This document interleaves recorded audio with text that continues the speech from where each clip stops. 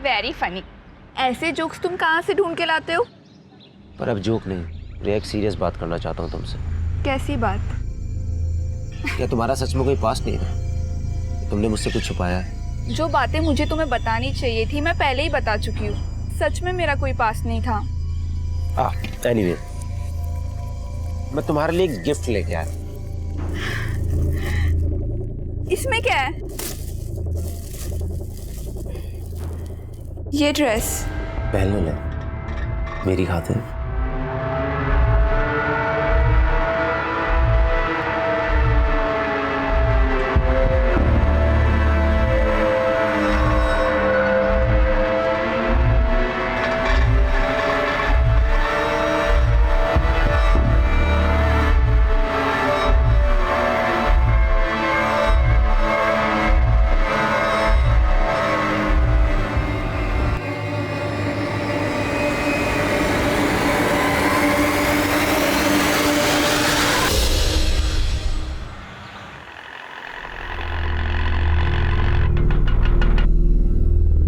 क्या रिया, तुझे कितना कन्विंस किया मैंने, लेकिन तू है कि मानने को रेडी नहीं है। 2 मिनट के लिए, सिर्फ 2 मिनट के लिए प्लीज घर चलना। मेघा, फिर कभी आती हूँ ना, प्लीज। अरे मेघा, रिया और चिराग भैया का झगड़ा चल रहा है, इसलिए तो नहीं आ रही है। ऐसा कुछ भी नहीं है। कितना खाती है तू? फिर भी मेरा फिगर मेंटेन है, खुद को देखो। चिप्स खाकर और भी नमकीन होती जा रही हो। वर्षा और मेघा रायवाची बहनें, अरे काम करते ना, हम लोग भी अपना नाम बदलकर बादल और मेघ रख लेते हैं। चारों मिलकर बिजलियां कड़काएंगे। भाई मजा आ जाएगा। हाय हाय,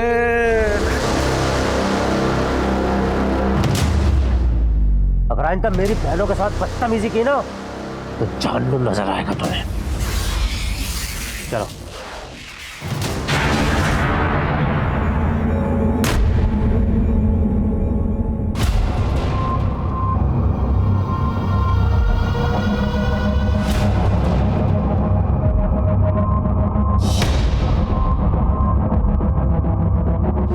ये यहाँ क्यों आया? चिराग, तमीज से पेश आओ। चाचा है वो तुम्हारे। चिराग, बंद करो ये सब। चाचा जी के बारे में ऐसी कोई गलत बात नहीं सोचनी चाहिए तुम्हें। मुझे क्या सोचा और क्या नहीं सोचा अच्छी तरह पता है जीजा जी। अब मैं बच्चा नहीं रहा।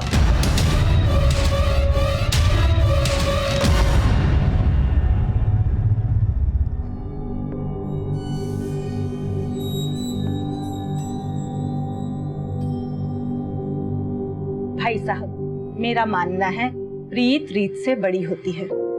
हमारे देवी देवताओं ने हमेशा प्रीत का मान रखा। जी एकदम एकदम 16 आने सच बात बोली आपने। तो इसी बात पर कर देते हैं प्रीत और रीत का संगम। ये लीजिए, आ गई आपकी बहू। दो बेटा, दो दो।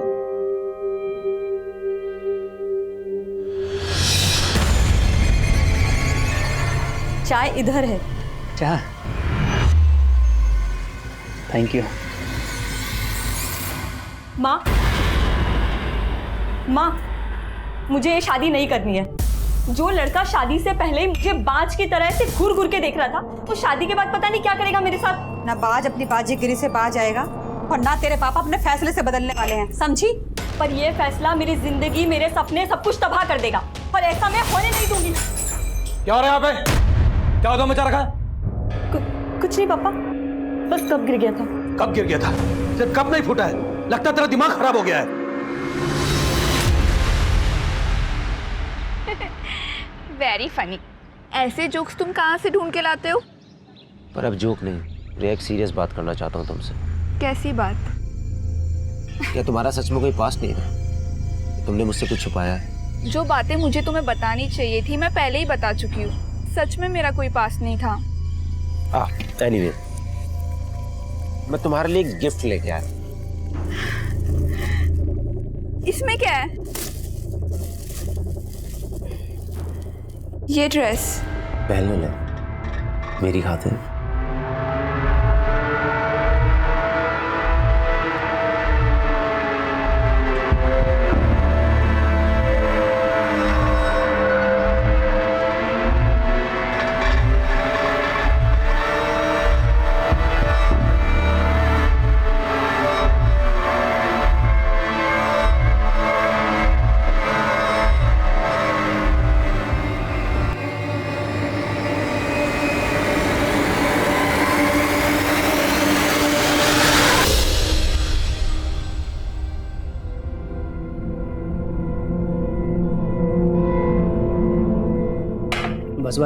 गया, मंडी जाना है मुझे, देर हो रही है।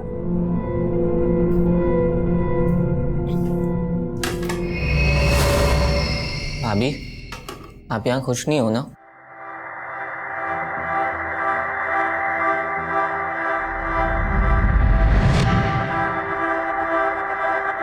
क्यों रे?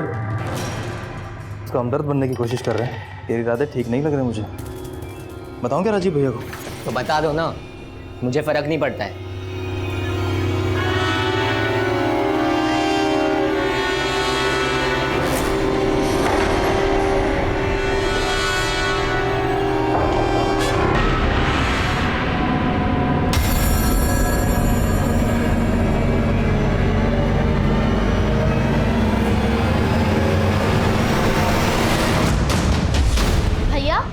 रिया भाभी का कॉल आया था, आप उनका कॉल नहीं पिक कर रहे हो?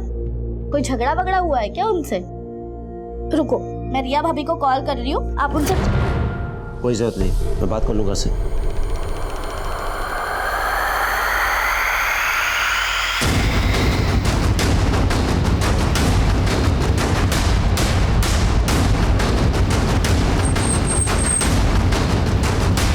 सर, एक लड़के की बॉडी है।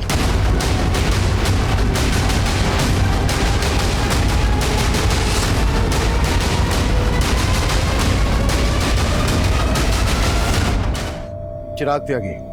सर, इसके वॉलेट में कैश भी मिला है और इसका मोबाइल और घड़ी भी इसके पास ही था। गले में चेन भी है।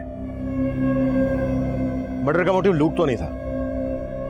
देखो आसपास कुछ मिलता है क्या, और बॉडी पोस्टमार्टम के लिए भिजवाओ।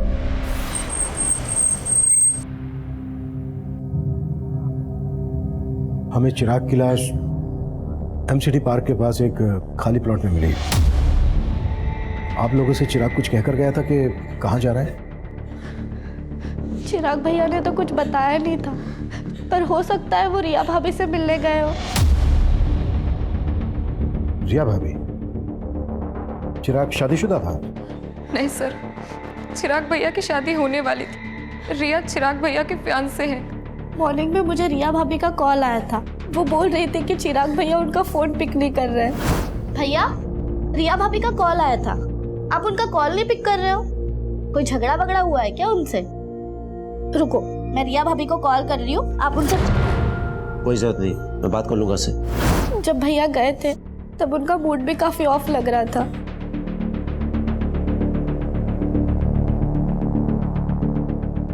आप लोगों को किसी पर शक है जो चिराग का मर्डर कर दे? सर जरूर ये जतिन और उसके दोस्तों ने किया है।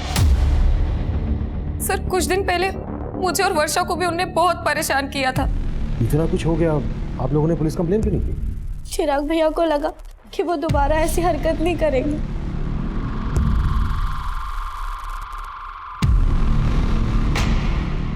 रविंदर, जतिन और उसके दोस्त के बारे में पता करो और उठा लो दोनों को।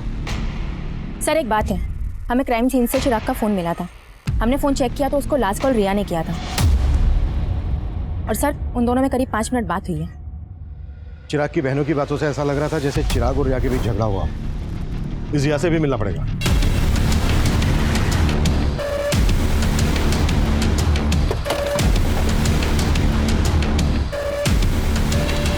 सर, चिराग मुझसे नाराज था, इसलिए वो मेरा फोन पिक नहीं कर रहा था। नाराजगी की वजह क्या थी? एक्चुअली मेरे पेरेंट्स का कहना था कि शादी के पहले हमें ज्यादा नहीं मिलना चाहिए, और वो मुझसे मिलना चाहता था। मैंने उसे मना कर दिया तो उसे ये बात बुरी लग गई। चिराग की फोन पर आखिरी बार बात तुमसे हुई थी, क्या बातें हुई थी तुम दोनों के बीच?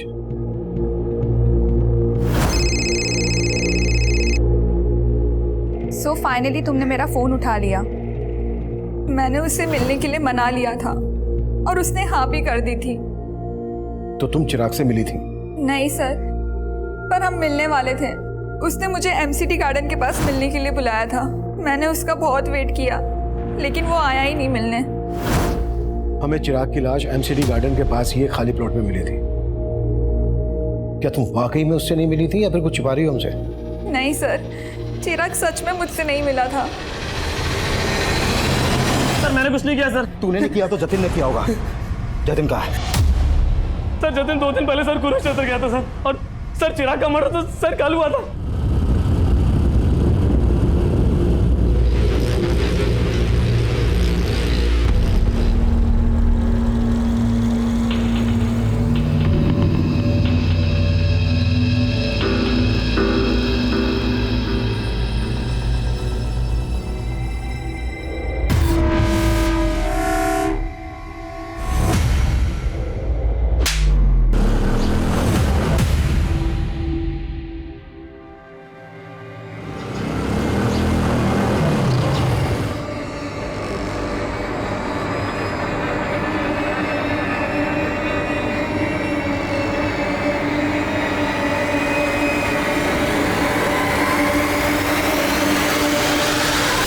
भैया आपने उस लुगाई के सामने मुझे थप्पड़ मार के अच्छा नहीं किया।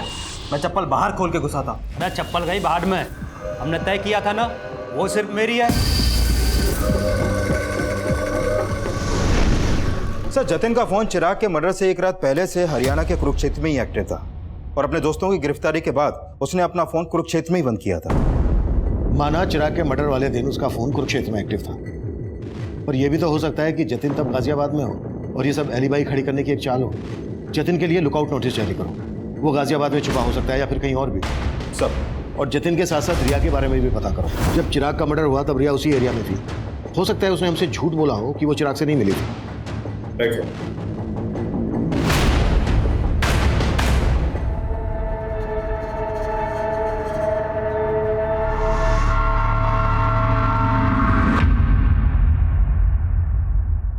पानी पियो। लो, पानी पियो। मैं समझ सकता हूँ कि किस्मत ने फिर से एक बहुत बड़ा घाव दिया, लेकिन अपने बाकी के बच्चों के लिए तुम्हें इस दुख से उभरना पड़ेगा ना। ऐसा काम थोड़ी चलेगा।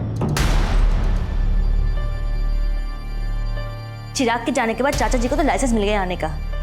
मुझे कुछ ठीक नहीं लग रहा है।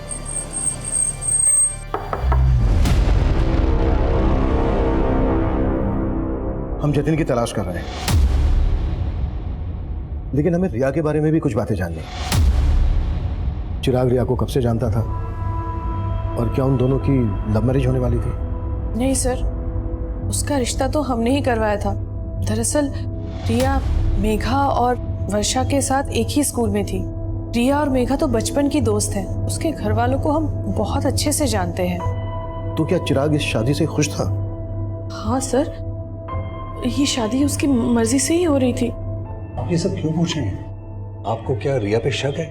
मतलब मुझे पता लगा कि चिराग जब मिलने गया था रिया को तभी ये सब। आप क्या लगते हैं चिराग के?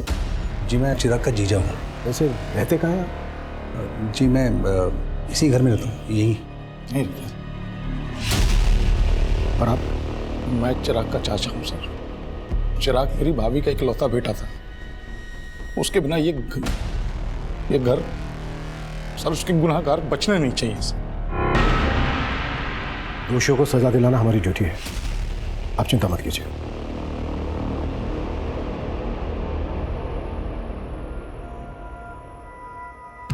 चिराग के चाचा और जीजा कुछ ज्यादा ही कंसर्न लग रहे थे। चिराग के फादर थे नहीं, जीजा घर जमाई। चेक करो कोई पर्सनल या प्रॉपर्टी को लेकर इश्यू तो नहीं था इन लोगों के बीच।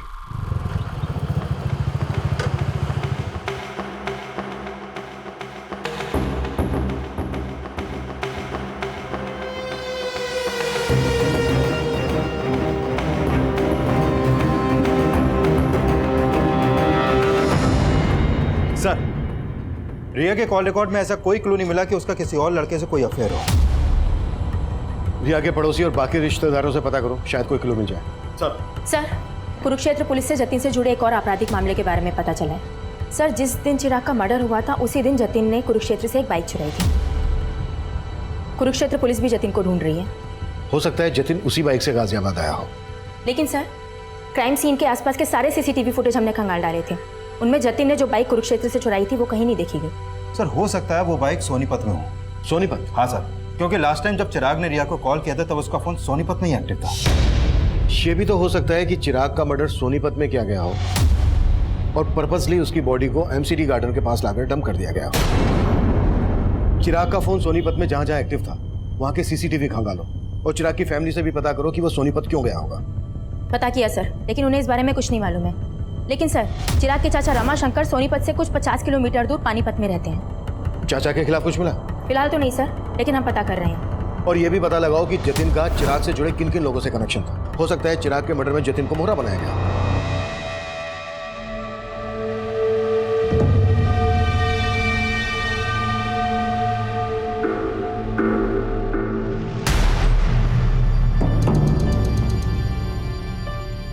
वर्षा, मेघा, ये चाचा जी तो यहीं बस गए हैं। उनका छोड़ो दीदी, आप और जीजा जी कब जा रहे हो? तुझे हमसे क्या प्रॉब्लम है? हाँ, एक मिनट वर्षा, मुझे ना घर जमाई बन के रहने का कोई शौक नहीं है। तुम दोनों को पता है कि मैंने एक फ्लैट बुक किया है। अगर उसका बिल्डर पैसे लेके भागा नहीं होता ना तो मैं तो यहाँ। पिछले 2 साल से जीजा जी आप यही बोल रहे हैं।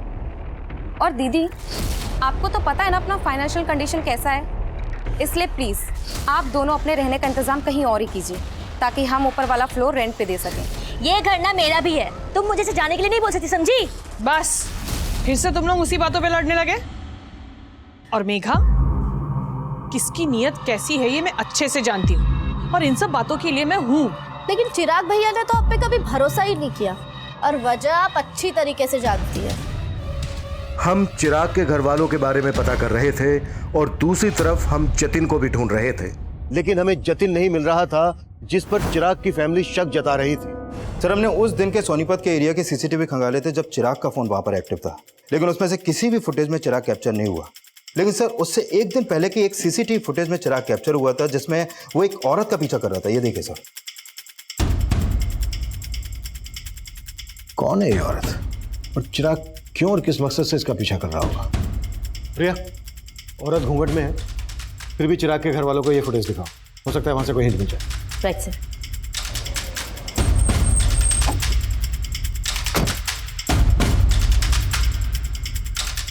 आप जानती हैं ये औरत कौन हो सकती है?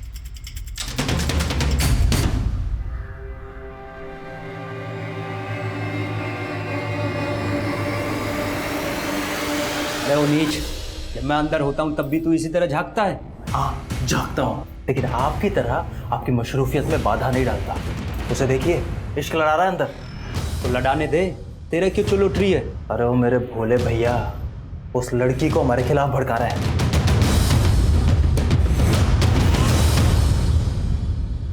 सर, चिराग की फैमिली इस औरत को आइडेंटिफाई नहीं कर पाई। वो लोग खुद कंफ्यूज है कि आखिर चिराग किसी औरत के पीछे क्यों जाएगा। सोनीपत के इस एरिया में पूछताछ जारी रखो, हो सकता है कि इसने कुछ विटनेस किया। सर, सुजाता के जिस रिश्तेदार ने रिया और चिराग का रिश्ता करवाया था, मेरी उनसे बात हुई। उनका कहना है कि चिराग के मर्डर वाली सुबह उनको रिया की माँ का कॉल आया था और वो रिया से चिराग का रिश्ता तोड़ना चाहती थी, लेकिन उससे पहले चिराग का मर्डर हो गया सर। यानी चिराग और रिया की स्टोरी में कोई और भी एंगल है। रिया की मदर ये रिश्ता तोड़वाना चाहती थी तो जाहिर सी बात है रिया को ये बात पता होगी, लेकिन रिया ने हमसे बताई नहीं। इस रिया से दोबारा मिलते हैं। अरे बाबली, अरे रो क्यों रही है? अरे आज रोने का दिन ना है, आज तो हंसने का मौका है। अरे अपना मुकुल है ना, उसका हैप्पी बर्थडे है और उसे आज मैं अपना दिन तोहफे में दूंगा। सर, मम्मी मेरे कहने पे ये रिश्ता चिराग से तोड़ने वाली थी, लेकिन फिर उसका मर्डर हो गया। मुझे इसलिए कुछ समझ में नहीं आ रहा था कि आप लोगों को ये बात बोलूं या ना बोलूं। समझ में नहीं आ रहा था? क्या फिर जानबूझकर ये बात हमसे छुपाई गई? नहीं सर, ऐसा कुछ भी नहीं है। तो फिर कैसा है? शादी क्यों तोड़ना चाहती थी? सर, एक्चुअली वो चिराग कुछ दिनों से बहुत अजीब बिहेव करने लगा था। पहले वो जब भी मिलता था अच्छी बातें करता था, लेकिन अचानक से उसके बिहेवियर में चेंजेस आ गए। रिया, एक सीरियस बात करना चाहता हूँ तुमसे। कैसी बात? क्या तुम्हारा सच में कोई पास्ट नहीं था? जो बातें मुझे तुम्हें बतानी चाहिए थी मैं पहले ही बता चुकी हूँ। सच में मेरा कोई पास्ट नहीं था। एनीवे, मैं तुम्हारे लिए एक गिफ्ट लेके आया। ये ड्रेस पहले ले। सर, मुझे नहीं पता उसके मन में क्या चल रहा था, लेकिन उस दिन के बाद से वो बहुत अजीब अजीब सवाल करने लगा। मेरा क्लासमेट कौन था, मेरे दोस्त कौन थे। मतलब उसे तुम पर शक था कि तुम्हारा कोई एक्स है? नहीं सर, ऐसा कुछ भी नहीं है, लेकिन उसके इन सवालों से मैं तंग आ गई थी। मैंने ही मम्मी से कहा था कि मैं उससे शादी नहीं करना चाहती, और फिर मैंने डिसाइड किया कि उस दिन मैं चिराग से मिलकर सब कुछ ख़त्म कर लूँगी। तो उस दिन चिराग तुमसे मिला था? नहीं सर, मैंने कहा ना, मैं उस दिन चिराग से नहीं मिली। लेकिन चिराग की लाश हमें उसी एरिया में मिली जहाँ तुम उससे मिलने वाली थी। सर, आप कहना क्या चाहते हैं? मैंने चिराग को मारा है? सर, माना रिया के बयान से लग रहा है कि चिराग को डाउट था कि रिया का कोई पास्ट होगा, लेकिन जितना हमने रिया के बारे में पता किया उससे कहीं नहीं लगा कि रिया की लाइफ में कोई और लड़का भी होगा। लेकिन सवाल यह है कि चिराग को शक क्यों था?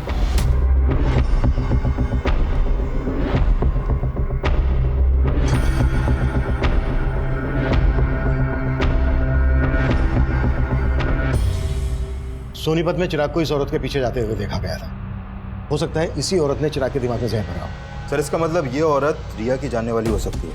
करेक्ट। और हो सकता है चिराग को इस औरत की असलियत पता चल गई हो और इस औरत ने इस औरत की फोटो रिया और उसकी मदर को दिखाओ और सोनीपत में पूछताछ तेज कर दो। हमारे लिए जानना बेहद जरूरी है कि आखिर ये औरत है कौन। सर, क्या आप इसको जानते हैं?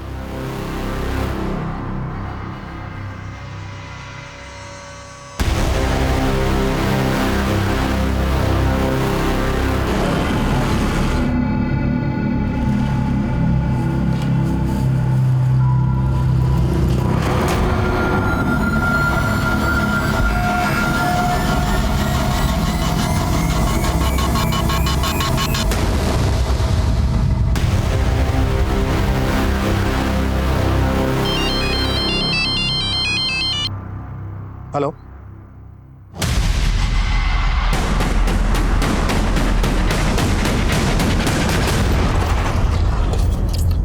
सर, जिस घूंघट वाली औरत को हम ढूंढ रहे थे उस औरत को इस दुकान पे देखा गया। सर वो औरत उस दिन यहाँ खरीदारी करने आई थी। सुनिए, अब जी नहीं पहचाना? अरे चिराग। उसके बाद वो लड़का भी यहाँ से उस औरत के पीछे चला गया था।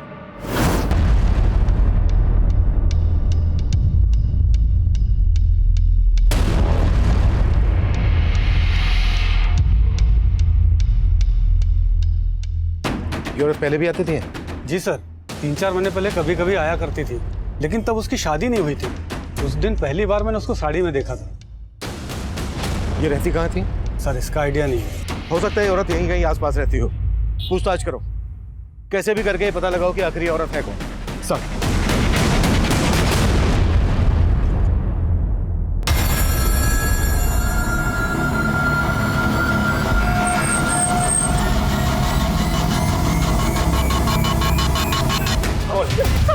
चिराग को क्यों मारा? नहीं सर, मैंने बिल्कुल नहीं मारा। नहीं सर, मैंने नहीं बोला।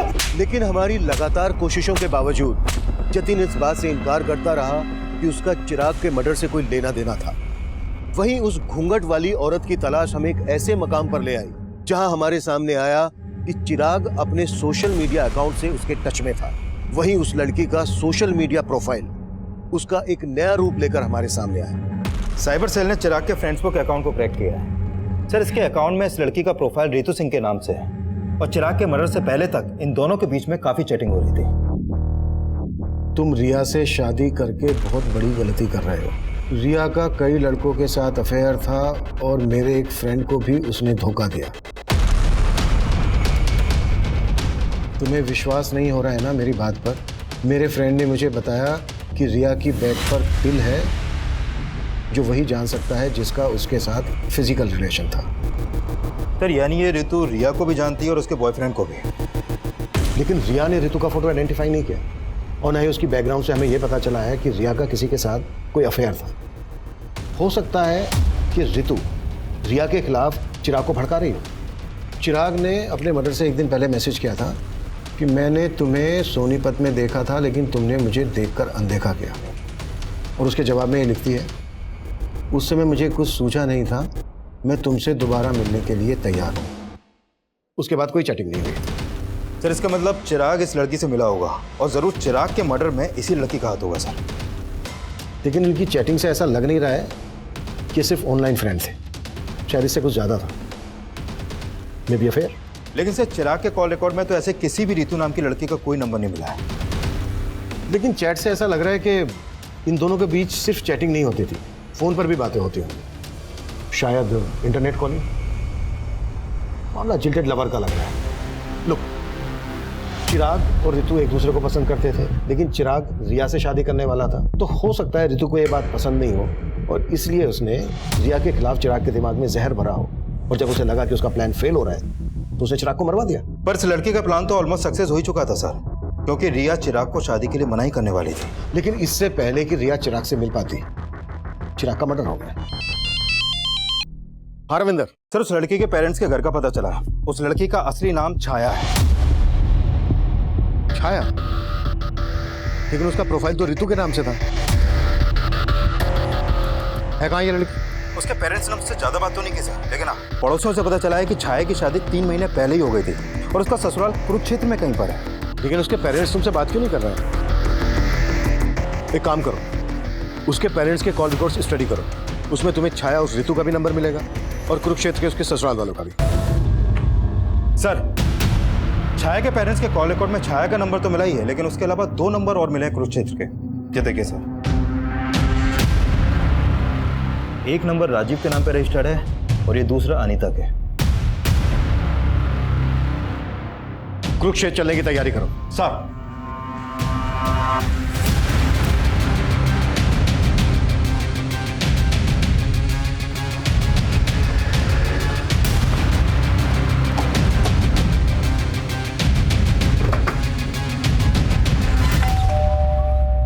जी हम छाया से मिलने आए हैं। हमें पता चला है कि उसकी यहीं पर शादी हुई है। जी वो मेरी बीवी है, लेकिन आप उससे क्यों मिलना चाहते हो? हमें केस के सिलसिले में उससे बात करनी है। केस? कौन सा केस साहब? बुलाओ उसको, या हम उसी से बात करेंगे। नहीं, वो यहाँ पर नहीं है। तो फिर कहाँ है? 1 सप्ताह पहले यहाँ से भाग गई। भाग गई? जी, और अब हम उसके बारे में कोई बात भी नहीं करना चाहते हैं। धन्यवाद।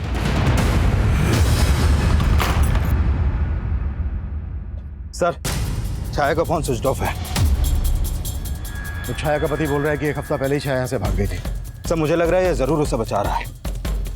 हो सकता है छाया के फादर राम सिंह को पता चल गया था कि हम छाया को ढूंढ रहे हैं। एक काम करो, छाया के फादर राम सिंह पे नजर रखो और ससुराल वालों पर भी। इनके बारे में सब कुछ पता करो। सर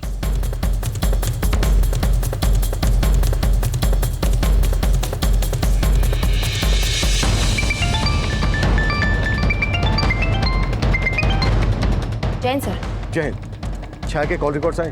जी सर, वही स्टडी कर रही थी। सर छाया का फोन 1 हफ्ते पहले सोनीपत में ही बंद हुआ था। भैया जहाँ पर छाया के पेरेंट्स रहते हैं, हो सकता है छाया वहीं छुपी है। पता करो। जी सर।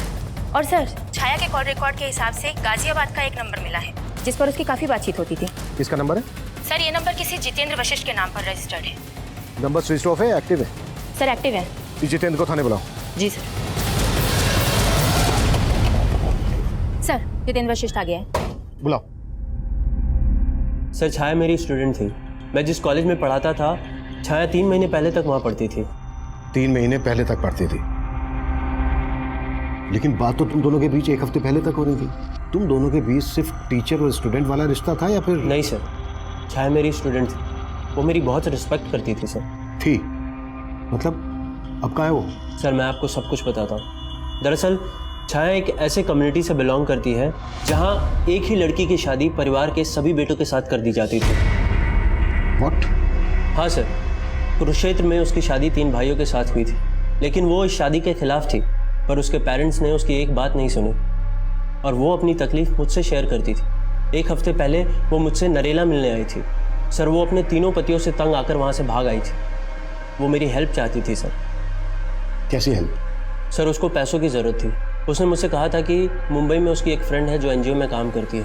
मैंने उसे मुंबई जाने के लिए 10,000 रुपये भी उधार दिए थे और फिर उसके बाद वो चली गई। लेकिन फ़ोन तो उसका अभी बंद आ रहा है। सर मुझे भी ये समझ में नहीं आ रहा है। अच्छा मुंबई में कहाँ जाने वाली थी वो? किस फ्रेंड की बात कर रही थी? सर इस बारे में उसने मुझसे कुछ नहीं बताया।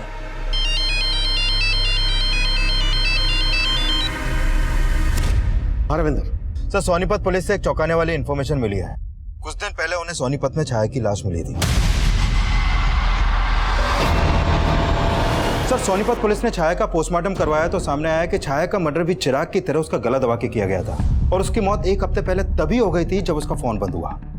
लेकिन जितेंद्र की ये बात सही निकली कि छाया की शादी 3 भाइयों से हुई थी। Right sir. और उस गांव में ऐसी कई औरतें हैं जिनके 1 से ज्यादा पति हैं और सभी वहां के जमींदार हैं। सर उस गांव की रीति के हिसाब से एक ही परिवार के सभी बेटों की शादी एक औरत से इसलिए करवाई जाती है ताकि जमीन का बंटवारा ना हो, लेकिन औलाद पैदा करने का हक सिर्फ बड़े भाई को होता है। बाकी के भाई उस औरत को सिर्फ एक वर्कर की तरह इस्तेमाल करते हैं। सर छाया इस शादी के खिलाफ थी। हो सकता है चिराग और छाया का शादी के पहले से अफेयर हो। इस बात में सच्चाई नहीं लग रही, क्योंकि चिराग रिया से शादी करने वाला था और छाया चिराग से ऋतु बनकर चैटिंग करती थी। हाँ एक बार को ये हो सकता है कि छाया के तीनों पतियों को ऐसा लगा हो कि छाया और चिराग का अफेयर चल रहा है, इसलिए उन्होंने पहले चिराग को और उसके बाद छाया को मार डाला। बहुत हो गया तेरा 1/3 और हम तेरी हड्डियों के बट्टे इकट्ठे करेंगे। बोल, क्यों मारा चिराग को, क्यों मारा छाया को? हम तो चिराग को जानते भी नहीं थे और छाया तो घर से भाग गई थी साहब। हम सच बोल रहे हैं साहब, हमने कुछ नहीं किया। झूठ ना बोलो साहब, इन दोनों ने ही मारा है छाया को। झूठ क्यों बोल रहा है तू? पीछे रह के बात कर। बोल। झूठ बोल रहे हैं साहब, ये इन दोनों ने ही मारा है। मुकुल को दूसरे कमरे में लेकर आओ। साहब चिराग कौन है ये तो मैं भी नहीं जानता, कि मेरे दोनों भाइयों ने सर जीना हराम कर दिया था उसका। और शादी तो तूने भी की थी उससे। सर जैसी जबरदस्ती उसके साथ हुई थी वैसी ही मेरे साथ हुई थी। छोड़ो मुझे। अरे तू चल अंदर, छोड़ो मुझे। मना हैप्पी बर्थडे, और वो भी हमारे सामने, और साबित करके बता कि तू उसका कसम है कि इसका यार। चल कपड़े उतार चल। क्या बोल रहे हो ये भैया? कपड़े उतार चल। अरे तू भी उतार। तकलीफ समझता था, इसीलिए मैंने ही उसे भागने में मदद की थी।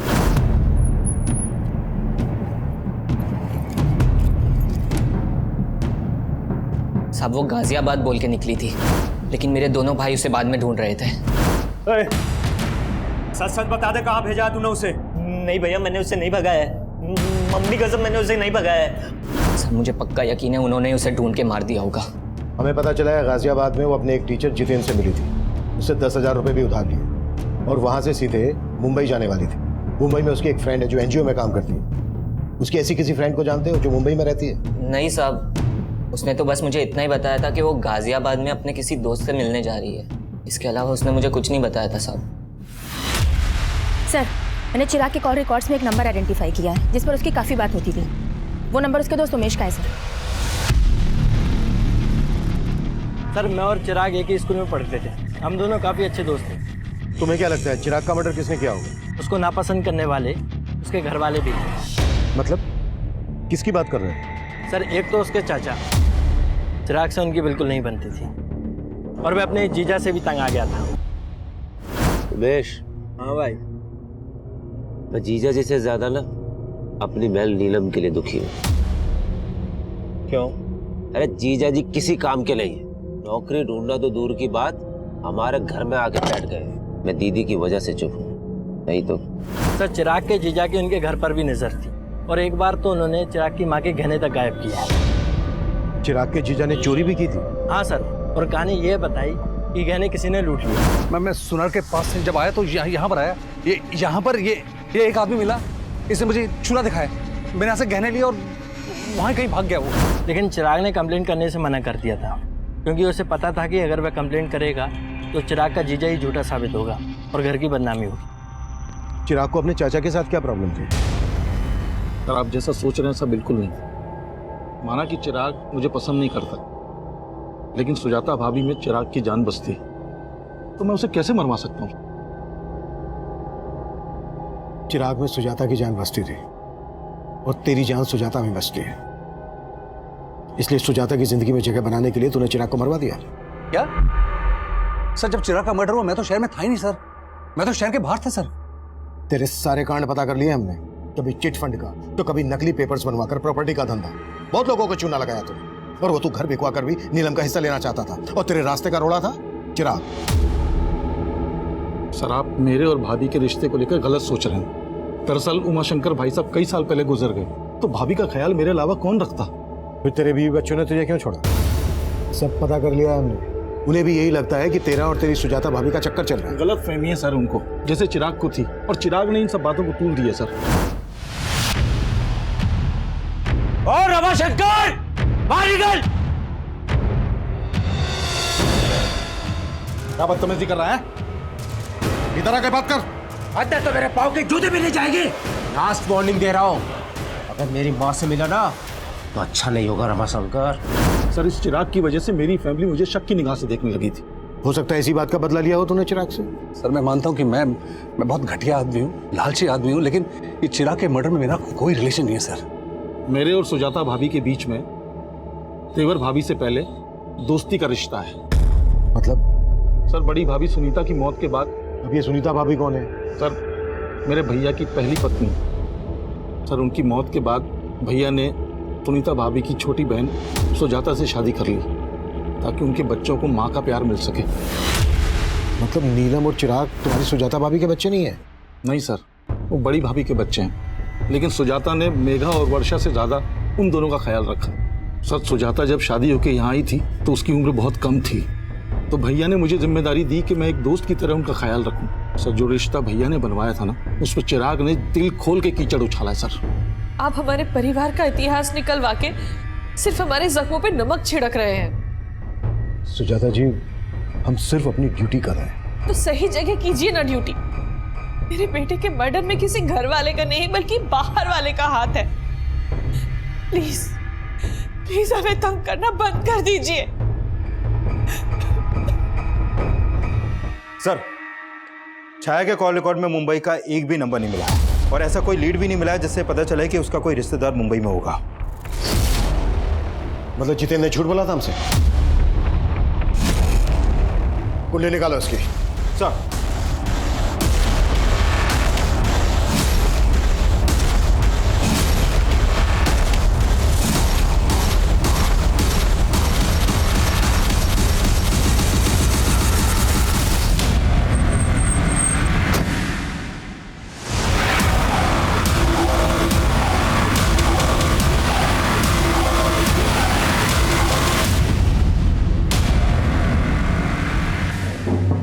छाया का टीचर, मेघा का लवर। अब ये बोल, छाया को ऋतु बनाने का क्या चक्कर है? पहले चिराग का मर्डर, उसके बाद छाया का मर्डर। ये कहानी क्यों और कैसे रची?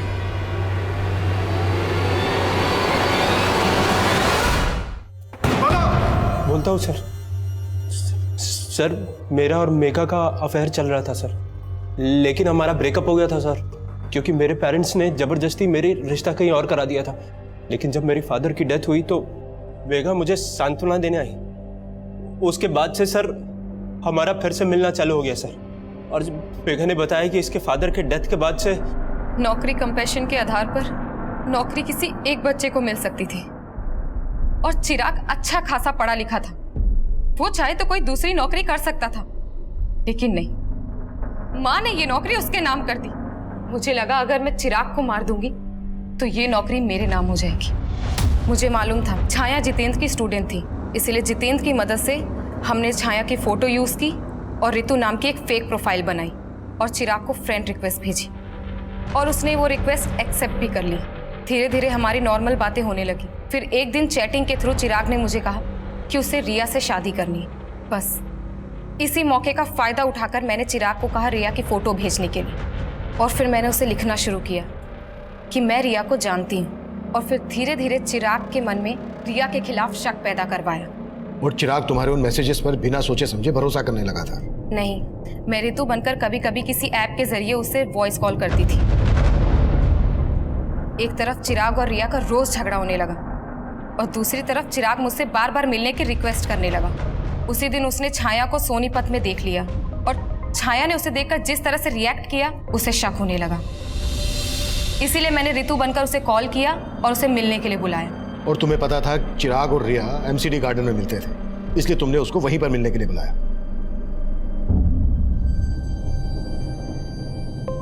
भैया, मेघा तू? रिया ने मुझे आपके पास भेजा है, चलिए मैं आपको उसके पास ले चलती हूँ।